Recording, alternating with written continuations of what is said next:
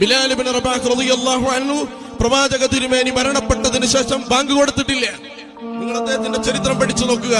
എന്തേ ബിലാൽ ബാങ്ക് കൊടുക്കാത്തത് എന്ന് അന്വേഷിച്ചു നോക്കിയാൽ നമുക്ക് മനസ്സിലാവും.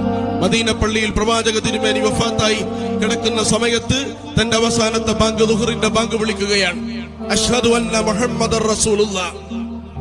വിളിച്ചപ്പോ ബിലാൽ സാധാരണ അങ്ങനെ വിളിക്കുമ്പോൾ റസൂൽ ചിരിച്ചുകൊണ്ട് വീട്ടിൽ ഇറങ്ങി വരുന്നില്ല. രണ്ടാമത്തെ അഷ്ഹദു അന്ന മുഹമ്മദർ റസൂലുള്ളാഹ്.